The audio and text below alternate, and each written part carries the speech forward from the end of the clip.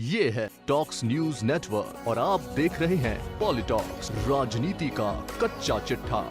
पश्चिम बंगाल विधानसभा चुनाव के लिए 1 अप्रैल को हुए दूसरे चरण के मतदान के बाद बीजेपी और सत्तारूढ़ टीएमसी के बीच सियासी बयानबाजी और तीखी हो गई है। बंगाल में एक चुनावी सभा को संबोधित करते हुए प्रधानमंत्री नरेंद्र मोदी ने दावा किया था कि ममता बनर्जी नंदीग्राम सीट हार रही है और अब वे बंगाल में दूसरी सीट से नामांकन दाखिल करेगी। इसके बाद पलटवार करते हुए तृणमूल कांग्रेस के आधिकारिक ट्विटर हैंडल से किए गए एक ट्वीट ने इस बात को हवा दे दी कि पश्चिम बंगाल की मुख्यमंत्री ममता बनर्जी 2024 में वाराणसी से लोकसभा चुनाव लड़ेगी और प्रधानमंत्री नरेंद्र मोदी को चुनौती देगी। टीएमसी के ट्वीट के बाद सियासत गर्मा गई और बीजेपी नेताओं की इस पर टिप्पणियां आना शुरू हो गई। इसी कड़ी में उत्तर प्रदेश के उप मुख्यमंत्री केशव प्रसाद मौर्य ने वाराणसी में शुक्रवार को दावा किया कि ममता बनर्जी इस राज्य में कहीं से भी चुनाव लड़ ले, उन्हें पराजय ही मिलेगी। दरअसल प्रधानमंत्री नरेंद्र मोदी ने गुरुवार को बंगाल के जयनगर में एक चुनावी रैली को संबोधित करते हुए कहा था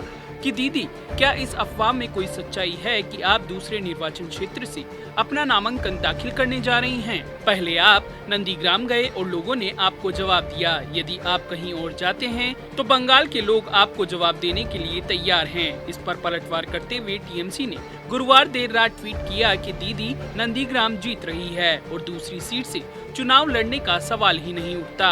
नरेंद्र मोदी जी, पश्चिम बंगाल में नॉमिनेशन का अंत हो चुका है। अपने झूठ से लोगों को गुमराह करने की कोशिश नहीं करें। 2024 में सुरक्षित सीट की तलाश करें क्योंकि आपको वाराणसी में चुनौती दी जाएगी। अब टीएमसी के इस बयान पर भला बीजेपी के नेता कैसे चुप रहते? यूपी के डिप्टी सीएम केशव प्रसाद मौर्य ने दावा किया कि ममता वाराणसी ही नहीं बल्कि पूरे उत्तर प्रदेश में कहीं से भी चुनाव लड़ेगी तो भी उनकी हार ही होगी। मौर्य से पहले केंद्रीय मंत्री मुख्तार अब्बास नकवी ने कहा कि अभी तक सेकुलरिज्म के जो सियासी सूरमा थे, इनके कम्युनल बैग से लेकर सेकुलर टैग एक्सपोज होता जा रहा है। उनको इस बात का पता चल गया है कि नरेंद्र मोदी का नेतृत्व और भारतीय जनता पार्टी का समावेशी विकास, सबका सशक्तिकरण ही चुनना पड़ेगा। इसके साथ ही भाजपा नेता मुख्तार अब्बास नकवी ने दिल्ली के सीएम अरविंद केजरीवाल पर इशारों में निशाना साधते हुए कहा कि एक सज्जन जो हमारे दिल्ली के नेता हैं, उनका भी जरा सा दिमाग परेशान हुआ था और वाराणसी चुनाव लड़ने गए थे। सभी ने उनका हश्र देखा है।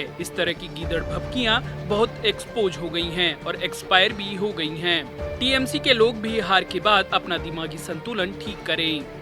पॉलिटॉक्स ब्यूरो, दिल्ली। ये है टॉक्स न्यूज नेटवर्क और आप देख रहे हैं पॉलिटॉक्स, राजनीति का कच्चा चिट्ठा।